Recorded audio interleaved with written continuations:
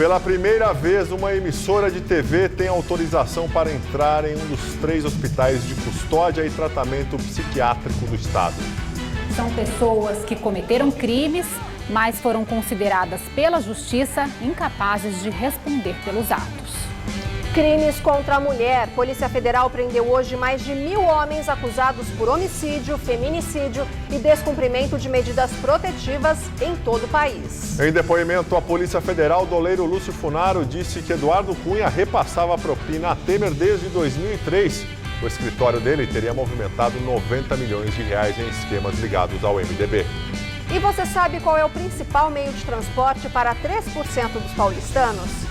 O festival em São Paulo explora o mercado crescente das bikes. Você acompanha essas e outras notícias após o intervalo. Até já! Neste domingo, o entrevistado do Hora do Voto é o candidato à presidência da República pelo Partido Novo, João Amoedo. Hora do Voto, neste domingo, 11 da noite. Tem gente que fala na Folha que ele comandou um grande esquema de corrupção no país, que ele é o maior bandido da República e que um condenado não pode concorrer à eleição. Também tem gente que fala na Folha que ele foi de longe o melhor presidente do Brasil, que ele é inocente e que a eleição sem ele é fraude. Você lê todo tipo de opinião na Folha, mas nas reportagens só publicamos aquilo que aconteceu. Folha, aberta opiniões, fechada com os fatos.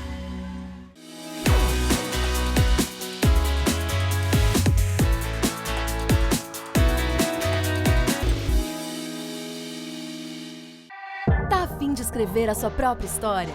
Que tal dirigir a sua própria vida? Então corre pra cá, que a sua hora chegou. Bem-vindo ao Universo Casper, um lugar certo para você pensar, criar e questionar. Na Casper, razão e emoção se unem para fazer diferente, fazer melhor. E você, aceita o desafio? Tem muita coisa nova te esperando por aqui. Faculdade Casper Líbero, Vestibular 2019, paixão por comunicação. Muita gente tem sede de vingança. Mas por que será que as pessoas nutrem esse sentimento que é, teoricamente, tão ruim? No Todo Seu de hoje, a psicóloga Adriana Severini explica pra gente. Luciana Vilar agita o palco com seu charme sertanejo. Há uma porta que um de nós vai ter que abrir. Há um beijo que ninguém vai impedir. E ainda a bióloga Lúcia Schiller dá dicas para você acabar de uma vez por todas com as infestações de cupim e pombos. Vem conferir Todo Seu hoje, 10h30 da noite. Como sempre, tô aqui te esperando, né, bonitinho? Você também, bonitão? Então vem.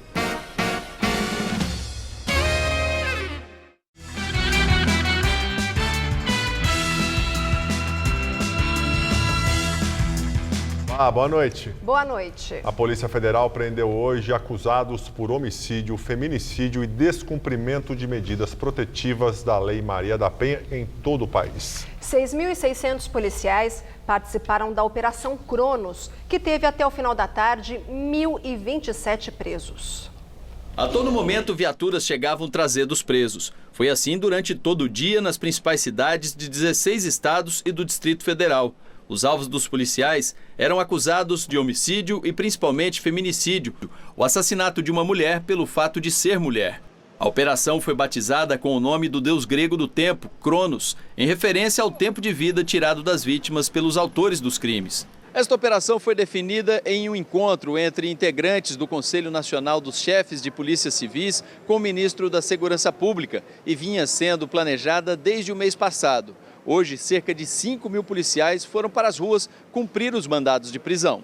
Na capital paulista, os presos foram levados para a sede do Departamento de Homicídios e Proteção à Pessoa, no centro da cidade. É uma operação que nós estamos tirando da sociedade aquele pessoal que deve por homicídio e que está sendo conduzido para a cadeia hoje. Em alguns estados, os policiais também capturaram autores de crimes contra mulheres que descumpriram medidas protetivas determinadas pela Justiça, com base na Lei Maria da Penha, e também condenados por estupro.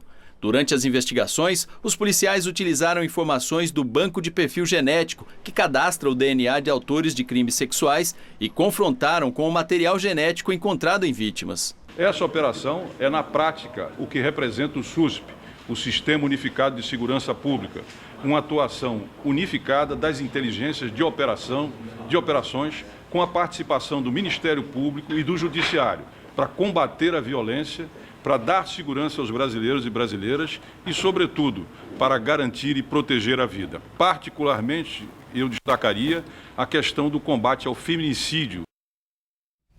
E ontem, mais uma mulher foi vítima de feminicídio em Mauá, no ABC. Vanessa Caetano de Oliveira, de 37 anos, foi assassinada pelo namorado durante uma briga. Uma vizinha ouviu os gritos do casal, chamou Vanessa, mas não teve resposta. Logo depois, ela viu Jaime Borges de Lima saindo da casa. Os vizinhos impediram que ele fugisse. Ele foi preso em flagrante. Em agosto, se comemora a criação da Lei Maria da Penha. Coincidência ou não, neste mês foram feitas 2 operações para prender homens que praticam crimes contra a mulher.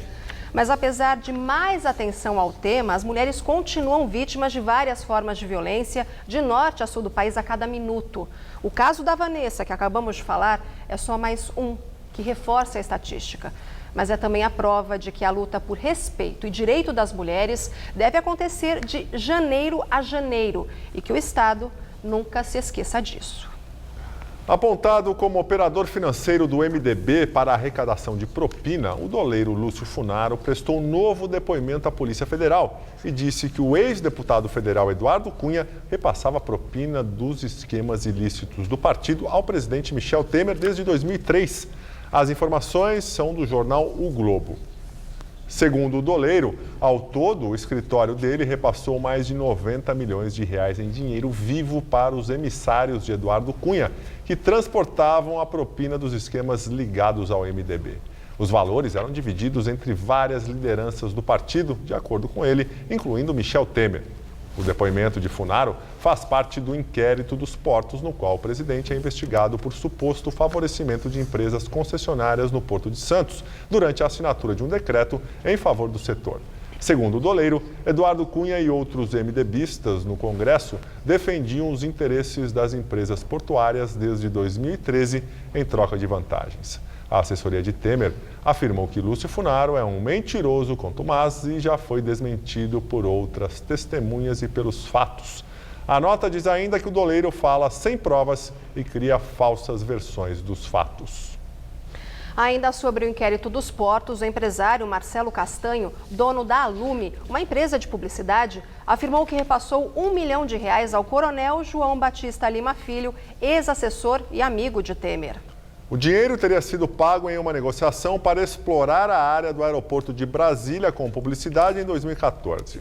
O pagamento foi feito à empresa PDA Projeto e Direção Arquitetônica, que pertence ao Coronel Lima, e à mulher dele, Maria Rita Fratesi. A Polícia Federal investiga se o valor foi repassado pelo Coronel Lima ao presidente Michel Temer. O presidente Temer e todos os outros citados no depoimento negam as acusações. O presidente Michel Temer participou hoje em Brasília de uma homenagem aos militares mortos no Rio de Janeiro. Ao lado dele, na solenidade pelo Dia do Soldado, o general Vilas Boas disse que aparentemente só militares estão engajados na intervenção do Rio. A cerimônia aconteceu no Quartel-General do Exército, no Distrito Federal, e contou com mensagens lidas de Temer e do comandante da corporação, Vilas Boas, que homenagearam os 3 soldados mortos em operações durante a intervenção federal no Rio de Janeiro. O presidente agradeceu o trabalho dos militares em nome da nação e disse que tal sacrifício não foi em vão, porque a tarefa de restabelecer a ordem no Estado será cumprida. O general Vilas Boas, que usava um respirador devido a uma doença neuromotora degenerativa, criticou o trabalho do governo e reclamou da pouca comoção e repercussão restrita em relação às mortes dos militares. No discurso lido por um porta-voz, ele disse que exigem-se soluções a curto prazo, mas que os governos locais pouco fizeram para mudar os baixos índices de desenvolvimento humano e contribuem para a proliferação da violência no Rio. O governo do Rio reagiu às declarações do general. Em nota oficial, afirmou que desde que foi implantado o Gabinete da Intervenção Federal, o Estado, com suas forças de segurança, atua de forma integrada com as forças federais, atendendo todas as solicitações que lhes são feitas. O texto destaca ainda a criação do Fundo Estadual de Investimentos financiado com recursos de royalties do pré-sal, que deve reunir 250 milhões de reais até o fim do ano. E agora o comentário de Josias de Souza, direto de Brasília. O fracasso subiu a cabeça de Michel Temer. Numa cerimônia em homenagem ao Dia do Soldado, o presidente disse que os 3 soldados do Exército mortos em tiroteios no Complexo do Alemão não desceram à cova em vão, pois o seu governo cumprirá a tarefa imperiosa de recompor a ordem pública no Rio de Janeiro. Temer, como se sabe, não consegue recompor nem a própria biografia, desordenada por investigações de corrupção. Decretada há 6 meses como uma jogada de mestre, a intervenção federal na segurança do Rio tornou-se um mico. Segundo o Datafolha, 71% da população do Rio leva o pé atrás. Desse total, 59% avaliam que a intervenção não fez a menor diferença no combate à violência. Outros 12% acham que a coisa piorou depois que Temer colocou sua genialidade política a serviço do Rio. Mais realista do que Temer, o comandante do Exército, o general Vilas Boas, lamentou que os militares sejam os únicos a se engajar de fato no esforço contra a violência. Ele espetou os políticos, que recorrem às Forças Armadas para garantir a ordem nos estados, mas não agem para mudar o ambiente de atraso humano que estimula o crime. A julgar pelo que se ouve na campanha presidencial, a coisa pode até piorar na área da segurança pública depois da troca do chefe do primeiro comando da capital, instalado no Palácio do Planalto. Boa noite. A defesa do ex-presidente Lula entrou com uma ação no Tribunal Superior Eleitoral para que emissoras de TV incluam em suas coberturas a campanha presidencial do petista e da coligação O Povo Feliz de Novo. Os advogados afirmam que o princípio da legislação eleitoral no período de campanha é o da isonomia, o que deve garantir igualdade de condições na disputa eleitoral. Lula, que tem Fernando Haddad como candidato a vice na chapa, está preso desde abril em Curitiba, após ser condenado em segunda instância por corrupção passiva e lavagem de dinheiro, no caso do triplex em Guarujá. O PT informou que também entrou com uma ação para que o TSE declare o direito de Lula a conceder entrevistas de forma presencial ou por videoconferência. E os candidatos à presidência estiveram hoje nas regiões Centro-Oeste e Sudeste. Marina Silva, da Rede, cumpriu agenda em Goiás. Disse que vai trabalhar para o Brasil ser o país de maior agricultura rentável e sustentável do mundo. No Twitter, a candidata criticou as propostas do adversário Jair Bolsonaro. Disse que as ideias do concorrente merecem ir para a latrina da história. Em Tocantins, Ciro Gomes, do PDT, disse que o PT explora a boa-fé do povo com a candidatura do ex-presidente Lula. Ele também criticou Bolsonaro. Afirmou que o candidato do PSL não representa nenhuma proposta e que fala o que as pessoas querem ouvir. Em Minas Gerais, Geraldo Alckmin, do PSDB, minimizou os baixos índices nas pesquisas eleitorais. Afirmou que a campanha está apenas começando e garantiu que vai estar no segundo turno da disputa. Segundo ele, a estratégia é mostrar ao eleitor o que fez como governador. O candidato do PSL cumpriu a agenda no interior de São Paulo. Jair Bolsonaro esteve em José Bonifácio e em São José do Rio Preto. Criticou a inclusão do nome do ex-presidente Lula nas pesquisas e ainda xingou o petista de vagabundo, malandro e bandido. Já os candidatos ao governo de São Paulo concentraram a campanha aqui na capital. João Dória, do PSDB, visitou o GRAAC, onde prometeu que, se eleito, vai ampliar o programa de combate ao câncer. O tucano admitiu que agora vai tentar reconquistar o eleitor paulistano. Disse que compreende as razões das pessoas terem ficado aborrecidas quando deixou o cargo de prefeito, após ficar apenas 1 ano e 3 meses no comando da prefeitura. Paulo Scaff, do MDB, visitou a Associação de Policiais Militares Portadores de Deficiência. Prometeu que, como governador, não vai fazer loteamento de cargos. De acordo com o presidente licenciado da Fiesp, quando há muitos partidos políticos, o eleito não consegue governar. O governador Márcio França, candidato à reeleição pelo PSB, visitou o Centro de Controle da Polícia Militar. Na região central da capital paulista, o candidato comentou os embates com os adversários. Disse que as tensões políticas são comuns em períodos eleitorais, mas que tudo se acalma depois. A Justiça suspendeu os direitos políticos do candidato João Dória por 4 anos. O tucano foi denunciado pelo Ministério Público por improbidade administrativa por ter usado o símbolo São Paulo, Cidade Linda, em ações da Prefeitura. A decisão é em primeira instância.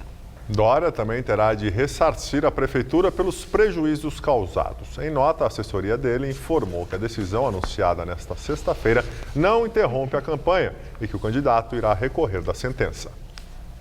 O empresário Jacó Barata Filho, conhecido como o Rei dos Ônibus no Rio de Janeiro, admitiu em depoimento que pagava propina a políticos do Rio há 20 anos, em troca de vantagens para as empresas de transporte.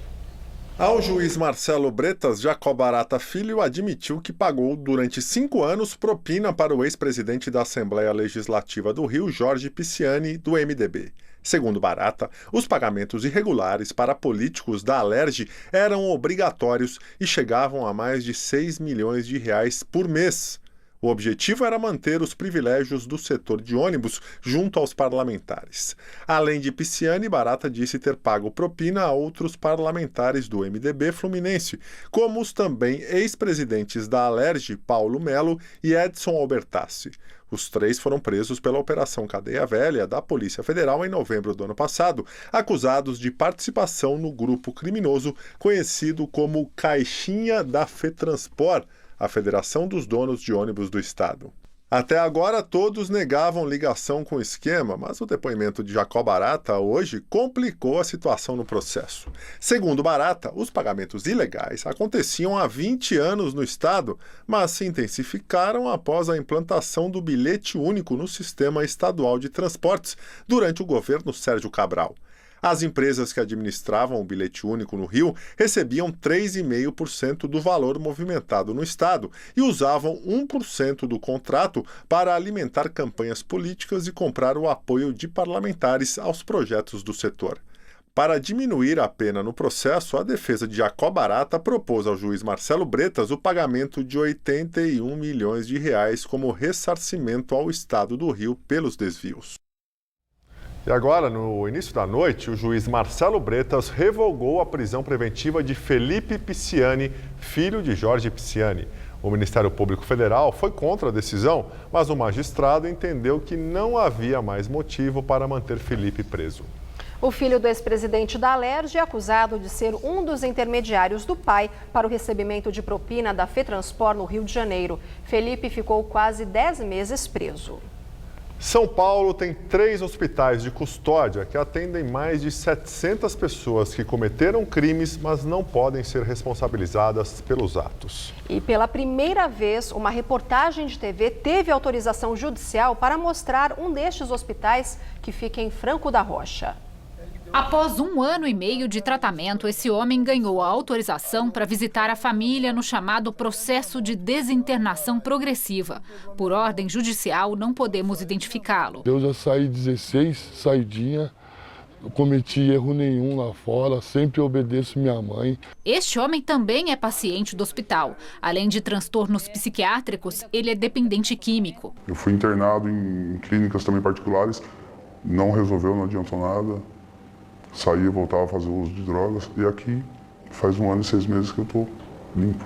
O estado de São Paulo tem 3 hospitais de custódia e tratamento psiquiátrico. 2 aqui em Franco da Rocha, na região metropolitana da capital, e 1 em Taubaté, no Vale do Paraíba. Ao todo, são 738 pacientes. São pessoas que cometeram crimes, mas foram consideradas pela justiça incapazes de responder pelos atos. A saída definitiva desses pacientes só acontece após um laudo apontar que eles estão preparados para voltar a viver em sociedade. Não há um período estipulado para que isso aconteça. Segundo a pesquisadora do Grupo de Trabalho de Saúde Mental da Pastoral Carcerária ligada à Igreja Católica, a falta de perspectiva de alta gera internações semelhantes às que eram feitas em manicômios, instituições que foram extintas em 2001 após uma reforma psiquiátrica. Nos últimos 4 anos, esse grupo visitou semanalmente os hospitais recolhendo relatos de pacientes. O resultado desse trabalho foi o relatório Hospitais Prisão, Notas sobre os Manicômios Judiciários de São Paulo, que acaba de ser divulgado. A gente percebe uma repetição de pessoas que são mandadas para internação, tendo a possibilidade de tratamento em meio aberto, pessoas com crimes pequenos, como pequenos furtos ou mesmo tentativas de furtos. A gente vê pessoas que são mandadas para internação. A Secretaria de Administração Penitenciária, responsável pelos hospitais, contesta o relatório e, pela primeira vez, a Justiça autorizou a entrada de uma equipe de reportagem em um desses locais. No Hospital de Custódia e Tratamento Psiquiátrico 2 de Franco da Rocha, encontramos homens e mulheres em atividades esportivas, culturais e profissionais. Os pacientes daqui já estão sendo preparados para a saída do sistema. A diretora diz que todos são acompanhados por uma equipe multidisciplinar. Que o acompanhamento com a assistência social, com a psicologia, com a nutrição, acesso aos médicos psiquiatras, onde faz todo um acompanhamento. Não estão aqui esquecidos de maneira alguma. São críticas infundadas. Agora as notícias internacionais. O chefe de finanças das organizações Trump teve imunidade garantida na investigação de pagamentos para a compra do silêncio de ex-amantes do presidente americano. Allen Weisselberg recebeu imunidade por dar informações sobre o ex-advogado do presidente, Michael Cohen, responsável direto pelos pagamentos, segundo ele, todos ordenados por Trump. Cohen, que assumiu ter feito os pagamentos, se declarou culpado de 8 acusações. Ele afirmou que Trump o mandou comprar o silêncio das mulheres para manter em segredo os casos extraconjugais. Disse que o objetivo era impedir que um escândalo prejudicasse Trump na campanha de 2016. O presidente diz que não fez nada errado e que os pagamentos foram feitos com dinheiro do seu bolso. A investigação desses pagamentos de Cohen deve determinar se Trump violou a lei eleitoral. Nos Estados Unidos, qualquer despesa de campanha que possa determinar o resultado da eleição, obrigatoriamente, deve ser declarada à Justiça. A família do senador americano John McCain anunciou hoje que ele vai suspender o tratamento contra câncer no cérebro. E ele já avisou que não quer que o presidente Trump vá ao seu enterro. O câncer de McCain foi diagnosticado no ano passado. A família tomou a decisão de interromper o tratamento médico devido ao avanço da doença e à idade dele. John McCain, senador pelo estado do Arizona, disputou a Casa Branca contra Barack Obama em 2008. Desde a chegada de Donald Trump ao governo, a relação de McCain com ele foi muito tensa, pois o influente senador não aprova muitas políticas de Trump e nem a sua maneira de conduzir as relações externas. Em maio, o New York Times revelou que McCain deu instruções para as pessoas mais próximas dele para que Trump não vá ao seu funeral. Após 7 dias de valorização, o dólar fechou em queda hoje, cotado a R$ 4,10, recuo de 0,45%. Apesar de cair no dia, o dólar terminou a semana com valorização acumulada de 4,85%. Foi a terceira alta semanal seguida e a maior desde 11 de novembro de 2016, quando Donald Trump foi eleito presidente dos Estados Unidos. Fez um calorão danado hoje aqui em São Paulo. A máxima chegou aos 31 graus em pleno inverno. Agora, aqui na Paulista, está quente ainda. Os termômetros marcam 22 graus. Pois é, só que esse calor, na verdade, vem anunciando uma nova onda de frio que chega nesse fim de semana. É isso mesmo, Mariana Armentano, vem frio de novo. Volta a esfriar sim, viu? A frente fria que causou muita chuva hoje no sul do Brasil, agora vem provocar chuvas aqui no sudeste e vem acompanhada por uma forte massa de ar polar. Nessa madrugada aqui na capital, teremos mínima de 14 e máxima amanhã à tarde na casa dos 25 graus ainda, com chuvas a qualquer hora. Mas aí no domingo, prepare o cobertor e o agasalho, viu? Teremos mínima de 12 e máxima só de 16 graus. E para começar a semana, ainda vai fazer frio por aqui. Os termômetros devem ficar entre 11 e 18 graus na segunda-feira. Começou hoje aqui em São Paulo o Festival Bike Brasil. Os visitantes vão poder testar os modelos que estão chegando ao mercado. Hoje, a bicicleta é o meio de transporte de 3% dos moradores aqui da capital paulista. Se você gosta de bicicleta, esse é o lugar ideal. Neste festival são mais de 300 marcas que movimentam esse grandioso mercado das duas rodas. E quando a gente vê essa infinidade de modelos e marcas de bicicletas, fica até difícil escolher, não é mesmo? Mas você sabia que o tamanho e as dimensões da bike fazem toda a diferença? Pois é, existem até ferramentas que ajudam a gente escolher a bicicleta ideal. Essa empresa lançou um serviço voltado para o lojista não errar na hora de oferecer o produto.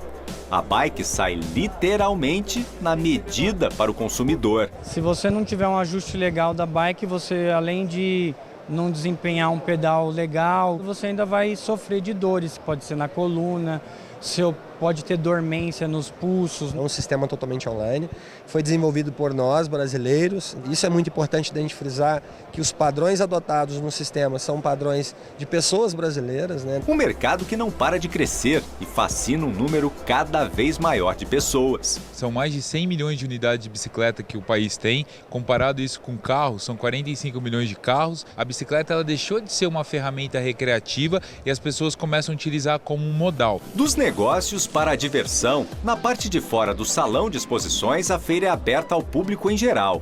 Dá para experimentar vários modelos de bicicletas. Tem ainda competições internacionais de ciclismo acontecendo por aqui, como a etapa da Copa Mountain Bike, que conta pontos para o ranking mundial.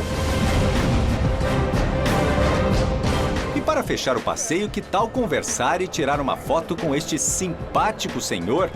Para quem não conhece, ele é Gary Fisher, um norte-americano que ajudou a criar a modalidade de mountain bike na década de 1970. Gary conta que não imaginava que o esporte faria tanto sucesso. E é gratificante quando as pessoas dizem que ele mudou suas vidas. Around the world and I meet people and they say, "You changed my life."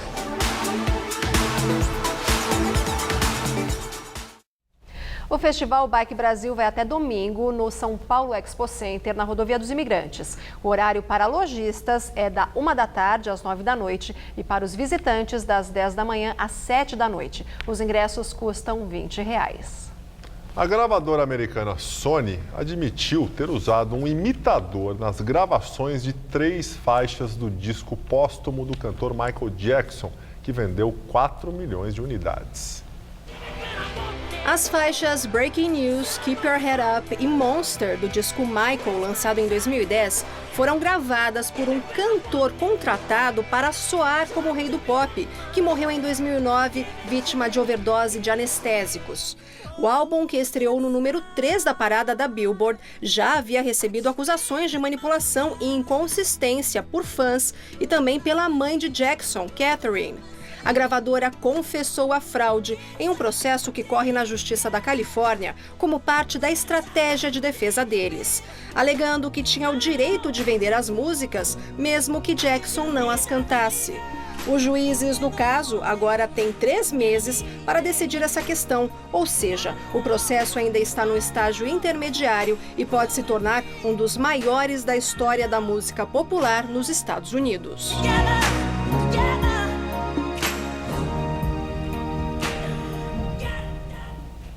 Quem comprou o disco, será que pode pedir o dinheiro de volta? Pois é, Foram né? enganados, né? Exatamente.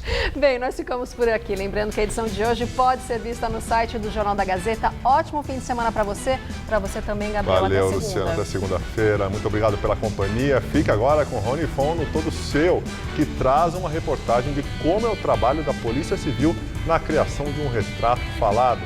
Valeu, boa noite, até segunda.